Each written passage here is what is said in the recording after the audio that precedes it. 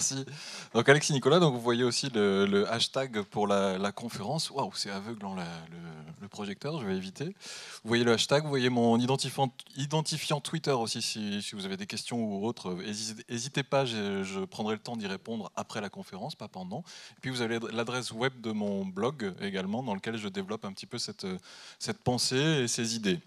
Alors je voudrais commencer par la recherche des trois similarités. Ce n'est pas les 5 différences, c'est les 3 similarités entre ces 3 images. Qu'est-ce que vous voyez de similaire entre cette première image? Donc c'est une grande entreprise, représentée ici par un concurrent du speaker précédent, mais qu'on va nommer BNP Paribas. Donc une grande entreprise. Une communauté Internet, ici représentée par Anonymous. La plupart d'entre vous connaissent ou... Ouais, ça a défrayé pas mal la chronique dernièrement. Et puis la troisième chose, mon ordinateur et son système d'exploitation. Qu'est-ce qu'il y a de similaire entre ces 3 choses, une grande entreprise, une communauté Internet et mon ordinateur?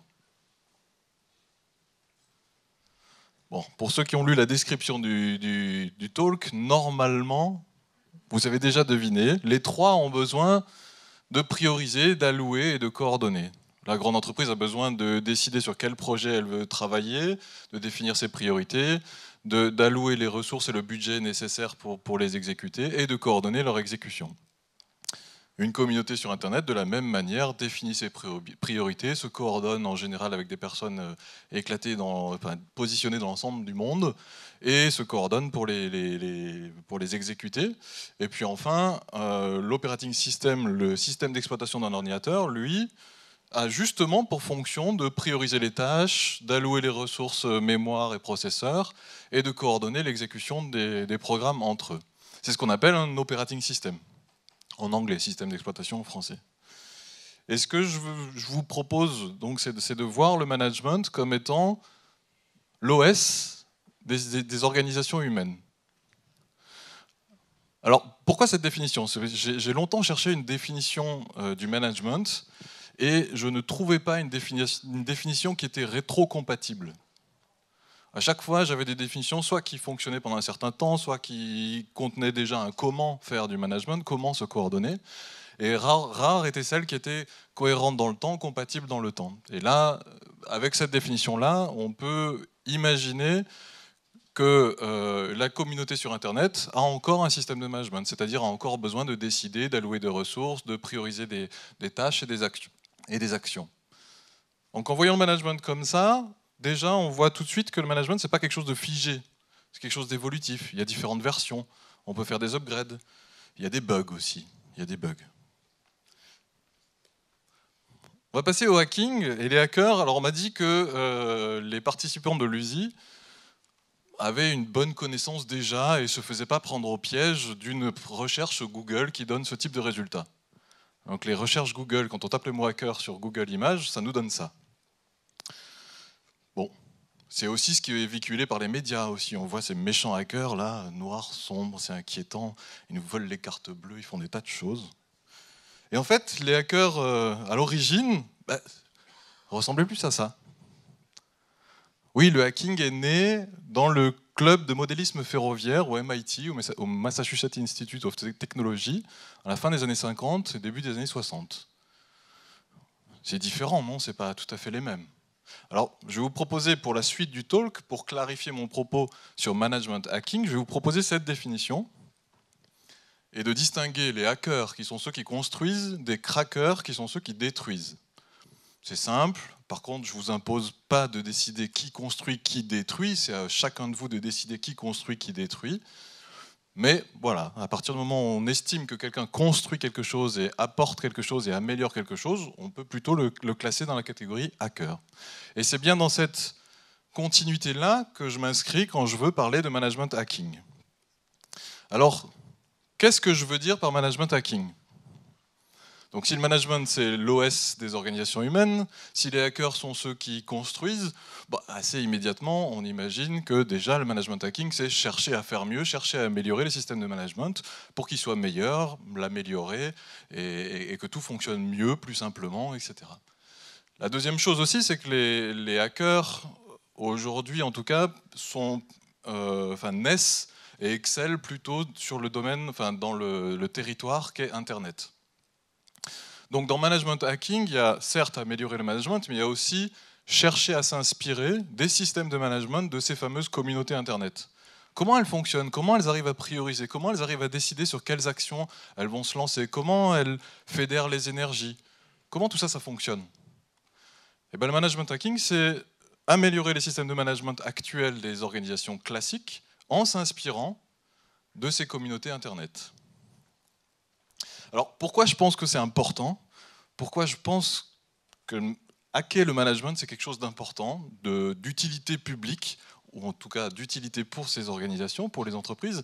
C'est parce qu'à l'heure où, si je ne me trompe pas, quasiment la totalité des entreprises du CAC 40 a son programme de transformation digitale, ou bien un programme de digital working, ou que sais-je encore. À l'heure où toutes ces entreprises cherchent à aller explorer et utiliser et fonctionner du mieux possible sur le digital, donc sur le numérique et sur Internet, ce serait peut-être pertinent d'aller regarder ces fameuses communautés qui, elles, sont nées sur Internet. L'ADN déjà prévu, déjà construit, fonctionne déjà et excelle déjà sur Internet. Ce serait peut-être pertinent d'aller regarder comment elles fonctionnent, plutôt que de réinventer ou de repartir from scratch. Ah, si ça s'éteint.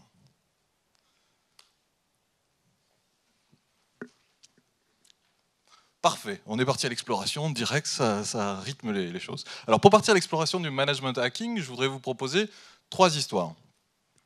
La première, c'est en 2008, mon responsable de l'époque, DSI, me demande de prendre la responsabilité de l'équipe qui s'appelle Plan and Governance. Cette équipe, globalement, elle a la responsabilité d'écrire un petit peu comme ces manuels de à faire, à ne pas faire en cas d'évacuation sur un bateau. Eh bien, on avait à écrire à faire et à ne pas faire pour gérer les gestions de projets IT. À écrire les méthodes, les processus, à les décrire pour que tout le monde utilise tout ça, pour éviter que ce soit la panique à bord du bateau gestion de projet IT. Seulement, on n'était pas forcément super bien accueillis par les équipes. Vous imaginez bien, on va les voir, on leur dit bonjour. C'est des professionnels, ils ont 5, 10 ans, 15 ans d'expérience. On va les voir, on leur dit bon, ça il faut le faire, ça il faut pas le faire. Non, ça il faut le faire, ça il faut pas le faire. Pas terrible, mal reçu. Ils ne faisaient pas vraiment appel à nous. Deuxièmement, ça tue toute innovation, puisque si on dit ça il faut pas faire, toute personne qui fait mieux ou qui pense à mieux, de facto on le tue d'avance. Et troisièmement, au sein de mon équipe, ça ne représentait pas nos convictions. On avait la conviction que tout ce qui était méthodologie et processus n'était pas là pour empêcher les gens de faire quelque chose, n'était pas là pour forcer les gens à faire d'une certaine façon, mais était là pour permettre aux individus et aux équipes de se développer, de faire mieux et d'aller trouver leur propre chemin vers l'excellence. Alors, basé sur ça, basé sur ce qu'on ressentait, sur ces feelings, sur nos convictions, on s'est dit quelque chose ne va pas. Alors on a commencé à se concentrer sur le sujet méthodologie et processus, et en 2010, on s'est dit faut qu'on change quelque chose. Il y a un travail de branding à faire, il y a un travail d'image à faire et de comment on se présente et comment on se positionne. Et à travers une séance de brainstorming, donc là vous voyez les avatars de l'équipe, la glorieuse équipe de l'époque, 2010, et on est arrivé avec ce titre People and Team Development. Donc c'était le nom de notre équipe. Vous voyez que ça sonne un peu différemment, à côté du nom d'équipe qualité et méthodologie, processus et contrôle, ou que sais-je encore. Là, c'était People and Team Development. Ça donne déjà autre chose. L'impact, alors bien sûr, il n'y a pas eu un changement de nom d'équipe. Il y a aussi eu à adapter comment on se présentait, comment on allait à la rencontre des équipes, comment on communiquait aussi sur nos activités. Et l'effet généré, c'est déjà en interne, le jour où on est arrivé et qu'on a décidé de prendre ce nom-là, j'ai encore en tête les yeux qui brillaient chez chacun de mes collaborateurs, et y compris moi. Il y avait vraiment un truc, quoi. Il y avait une énergie, elle était palpable. On est sorti de ce meeting-là, on aurait pu déplacer des montagnes, quoi. Il y avait vraiment un truc. L'autre truc, c'est que donc 6 mois après, à peu près, avoir changé ce nom d'équipe, l'autre effet, c'est que tout d'un coup, les équipes plutôt que de se protéger et d'éviter qu'on vienne les voir, ont commencé à venir nous demander d'elles-mêmes de venir les aider. C'est comme ça qu'on a formé, par exemple, 20 à 25 équipes sur la méthodologie Kanban. Mais elles venaient de nous le demander elles-mêmes. On n'était plus le bras armé du DSI pour venir déployer une méthodologie. Moi, ce que je retiens de cette histoire, que je voulais partager avec vous, c'est que avant, ce nom d'équipe, Plan and Governance, ça représentait une fonction, notre activité, basiquement, sans plus. Et puis, le travail qu'on a fait pour arriver à People and Team Development, il y avait plus que ça. On affichait nos convictions, on affirmait nos valeurs, on proposait vraiment quelque chose, on proposait une originalité par rapport à d'autres équipes ou d'autres approches. Et en proposant cette originalité, on produisait du sens. On produisait du sens. En produisant du sens, on générait d'autres dynamiques et bien d'autres choses par rapport à l'époque où on s'appelait Plan and Governance. C'est pas grand-chose de changer de nom d'équipe. Bon, c'est pas si simple que ça à trouver. Ça demande pas mal de temps, réfléchir, travailler, brainstormer. Pas si simple que ça. Mais maintenant, si on va un petit peu plus loin, on se pose la question pour une entreprise. C'est quoi le but d'une entreprise ? Bon, je pense qu'il y en a beaucoup qui pourraient répondre, c'est de faire de l'argent, faire du profit, produire de l'argent. C'est le but d'une entreprise. Je crois que c'est Jean-François Zobris qui dit que de dire que le but de l'entreprise, c'est de faire de l'argent, c'est aussi stupide que de dire que le but de la vie, c'est de respirer. L'argent, c'est l'oxygène de l'entreprise. Sans oxygène, on meurt. Oui, c'est nécessaire, important. Mais ce n'est pas le but. Pour Jean-François Zobris, le but, c'est de durer. Pour moi, c'est de chercher à proposer, produire du sens, faire une promesse, proposer un service innovant. Google, si je ne me trompe pas, a l'ambition d'organiser l'information du monde et de la rendre accessible à tous. Donc produire du sens, c'est un premier thème que je voudrais vous donner, un premier thème qui peut organiser et vous aider à vous poser les bonnes questions, que ce soit au niveau d'une équipe, que ce soit à titre individuel ou que ce soit au niveau d'une entreprise. Cherchez à trouver des nouvelles questions pour essayer de transformer et de questionner l'organisation et de hacker le management, ça peut être un bon premier pas. Une deuxième histoire. C'était justement à l'époque où je prenais en charge cette équipe Plan and Governance. Je me sentais un peu comme ce nuage en cage. Jeune manager, mon responsable de l'époque comptait sur moi donc, pour prendre en charge l'équipe, développer son activité. Mais il avait, dans l'équipe, il y avait quelqu'un qui pouvait pas, qui l'appréciait pas, qui supportait pas. Je vais le nommer Julien. C'est pas son vrai nom, mais on va garder l'anonymat.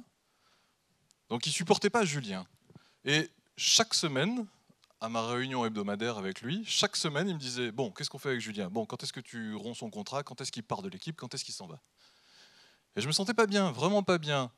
Bon, premièrement, parce qu'en tant que manager, j'estimais que c'était de ma responsabilité et pas à lui de me l'imposer, de ma responsabilité de décider ça, de choisir la composition de mon équipe, et c'était à moi d'assumer et de gérer en fonction de ce qu'il me demandait et des objectifs, tant que les objectifs étaient atteints. Deuxièmement, parce que ça me froissait terriblement sur mes valeurs, ça me froissait terriblement que de considérer que quelqu'un n'était pas bon, et point barre, next, on le vire et on fait autre chose. Certes, on peut être déçu de tout un tas de choses, mais on peut aussi chercher à comprendre d'où viennent les déceptions. Qu'est-ce qui s'est passé pour que Julien déçoive tant que ça mon ancien responsable à cette époque ? Bon, tout ça, ça me travaillait, j'étais pas bien, mais j'avais pas envie de céder à la pression que met ton manager. C'était vraiment pas simple, parce qu'il était assez insistant.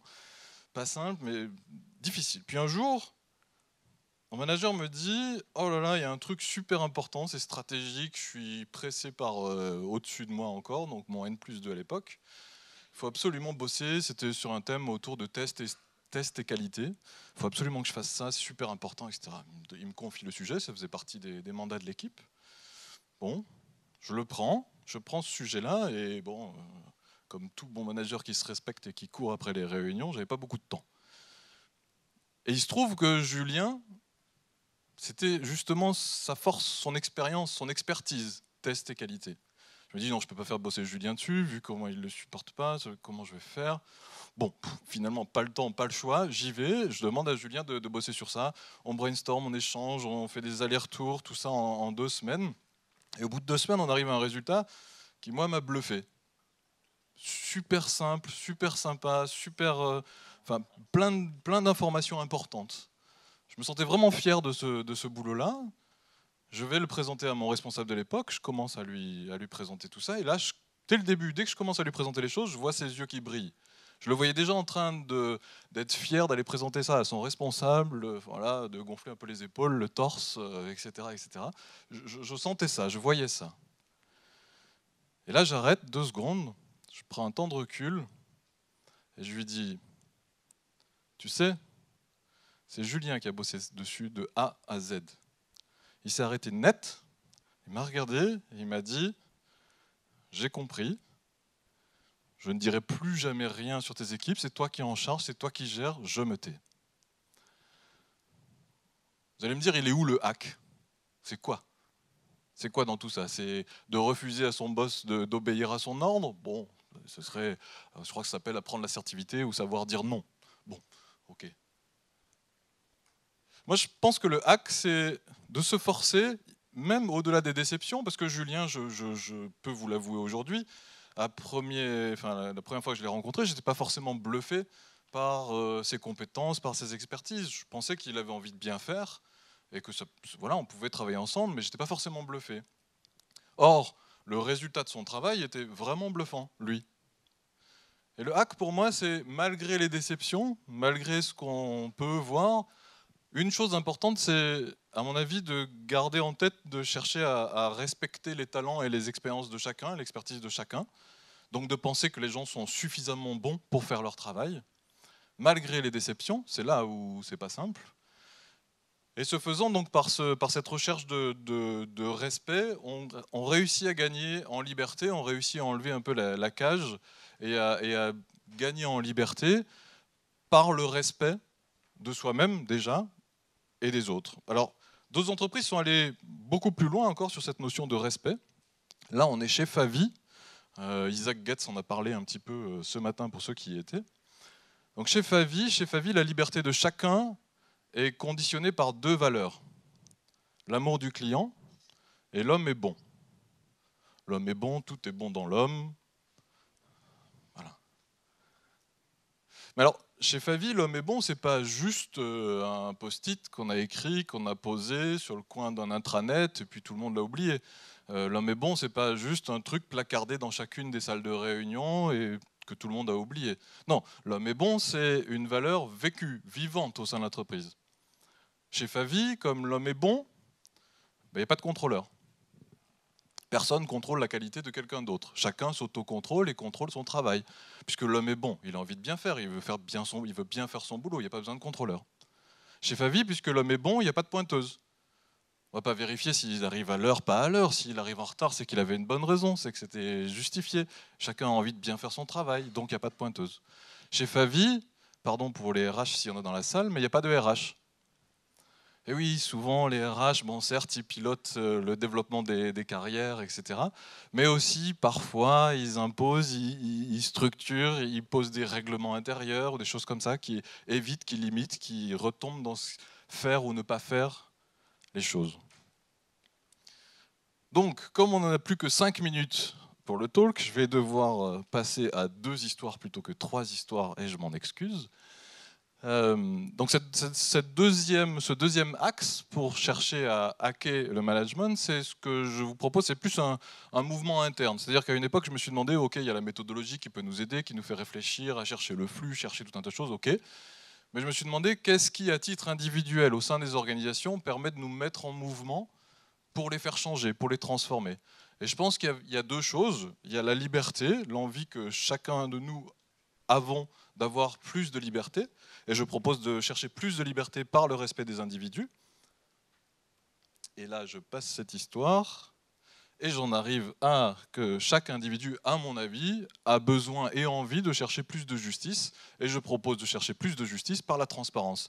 L'histoire qui était derrière là, c'était d'utiliser le visual management pour justement permettre dans une équipe de mieux répartir la charge de travail et avoir une répartition du travail un peu plus équitable entre les membres de l'équipe, sachant que la transparence, on peut aller beaucoup plus loin. Il y a des entreprises qui ont rendu transparent l'ensemble des salaires. Il y en a même qui ont permis à leurs employés de décider eux-mêmes leur salaire. Semco, au Brésil, par exemple, fait ça. Alors, vous voyez, un des autres thèmes que j'utilise dans ce modèle pour aider à se poser les bonnes questions pour faire du management hacking, c'est voilà, de commencer petit, de ne pas tout de suite, par exemple, mettre transparent les salaires pour l'ensemble des employés, quoique chacun décide. Donc commencer petit, changer le nom d'une équipe, c'est pas énorme, c'est un petit mouvement. Mais commencer petit pour aller vers où? Quand est-ce qu'on décide si c'est un hack ou si c'est pas un hack? Ça, c'est la grille de lecture que j'ai envie de vous proposer. À mon avis, c'est un hack si ça permet d'aller vers plus de décentralisation. C'est pas un hack si ça va vers plus de centralisation, si ça centralise les prises de décision, les prises d'initiative, le pouvoir en tant que tel. Si ça va vers plus de centralisation, à mon avis, c'est pas un hack. Vous faites fausse route, oubliez, vous ne faites pas du management hacking. Si vous allez vers plus de décentralisation, c'est-à-dire plus d'autonomie des différents individus au service de l'objectif commun, je vous rappelle qu'on parle d'une organisation. Une organisation a un objectif commun, sinon c'est plus une organisation. C'est un rassemblement d'individus. Alors pourquoi je pense que ça c'est la bonne grille de lecture? Déjà parce que le thème de décentralisation et de méfiance envers l'autorité est très cher aux hackers, donc c'est directement inspiré du monde et de la culture hacking. Mais au-delà de cet héritage, je pense que c'est très bon pour deux choses. D'abord du point de vue de l'organisation. Imaginez une organisation qui atteint ses objectifs et qui le fait de façon auto-organisée, sans structure. C'est le top, c'est bien pour l'organisation d'un point de vue coût, à l'heure où les coûts sont importants, la compétitivité est importante, c'est plutôt pas mal pour une organisation d'atteindre ses objectifs sans structure. Pour l'individu maintenant, pourquoi je pense que c'est bon, plus de décentralisation pour l'individu au sein d'une organisation? Isaac aussi, on en a un petit peu parlé ce matin, mais l'autonomie est un ingrédient clé pour que chacun puisse définir son bien-être, son bonheur, avoir l'espace de bien-être. Parce que je ne sais pas si vous avez remarqué, mais la notion de bonheur est proprement subjective et proprement individuelle. Vous n'avez pas les mêmes envies, les mêmes besoins, les mêmes attentes que moi. Et pour atteindre, ou en tout cas pour permettre que chacun au sein de l'organisation atteigne le maximum de bonheur, eh bien, il faut lui laisser le maximum d'autonomie. Et cet état d'une organisation décentralisée au maximum auto-organisée permet justement le maximum d'autonomie et est donc bon pour chacun des individus qui composent cette organisation. Donc voilà pourquoi je pense que c'est une bonne grille de lecture et que c'est bon pour les organisations et pour les individus qui composent ces organisations que d'avoir ce critère-là pour savoir si c'est une bonne direction vers laquelle aller. Alors là, donc, on a exploré 4 des 8 thèmes sur le management hacking pour explorer le management hacking et pour vous poser les bonnes questions que je vous propose ici. C'est des thèmes que je travaille dans cet essai que j'ai commencé il y a 2 ans, mais aujourd'hui je fais plus le présenter que de l'écrire, donc j'ai besoin de le reprendre. C'est en cours d'écriture, c'est disponible gratuitement. Et ce modèle-là, donc vous voyez que tout se tient, tout s'enchaîne. Et l'idée, c'est vraiment d'aider à trouver les bonnes questions. Vous posez les bonnes questions, vous pouvez prendre n'importe quel thème. Tout ça est imbriqué et le tout met en mouvement les choses les unes envers les autres pour faire bouger l'organisation. Et je pense qu'on est à temps. Je vous remercie.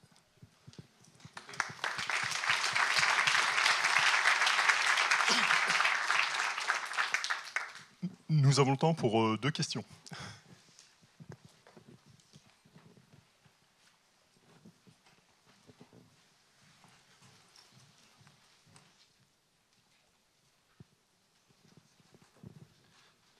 Dans votre première expérience, vous citez, on a changé le nom de l'équipe en People and Team Development. Vous n'avez pas la RH qui vous est tombée dessus?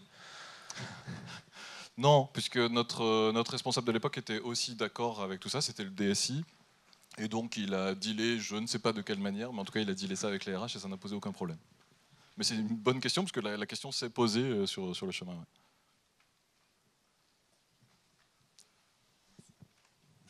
Merci pour votre exposé. Comment vous faites pour à la fois décentraliser au maximum, et vous avez dit que manager c'était prioriser, allouer et coordonner. Et du coup, comment on fait pour concilier les deux? C'est une vaste question là pour le coup. Ça fait plus écho à des précédentes présentations que j'ai fait où je parlais plus de l'aspect méthodologique des choses qui m'avaient permis d'aller dans ce sens-là. Une des façons brèves, c'est justement le management visuel pour moi. Alors, il y a plusieurs ingrédients. C'est pour ça que le management visuel en tant que tel, à mon avis, ne suffit pas à concilier correctement les deux. Tout à l'heure, quand je vous disais que changer de nom, par exemple, alors le nom en tant que tel, on s'en fiche un petit peu. Ce qui comptait, c'est que ça représentait vraiment nos valeurs et que ça représentait quelque chose en quoi chacun des membres de l'équipe avait envie d'y croire. Donc ça créait une orientation, un futur vers lequel on avait tous envie de courir. Et du coup, on courait plus après le manager, mais on courait après cet objectif. Donc ça, c'est un premier ingrédient pour chercher de la décentralisation, tout en gardant finalement de l'alignement. C'est ça. Et après, derrière, le management visuel permet aussi tout un tas de prises d'initiative et de libérer des actions. Mais il faut avoir ce sens-là. C'est pour ça que produire du sens, pour moi, est vital. Si on ne passe pas par là, à mon avis, on n'y arrive pas. Une dernière ?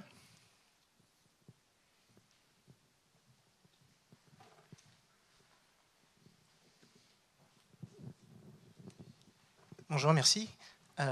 J'aimerais savoir comment vous faites pour aligner la grille de lecture de vos patrons quand ils ont encore une vision très old school, contrôleur, etc.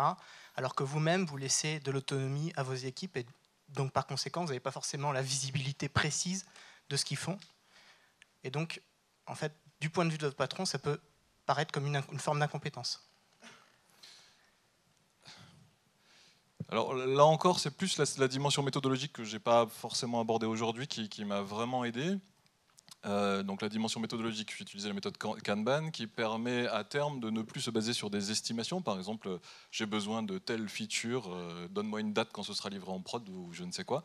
Bon, ça, on parlait plus comme ça, on parlait autrement parce qu'on avait acquis suffisamment de données statistiques pour éviter ce genre de discussion.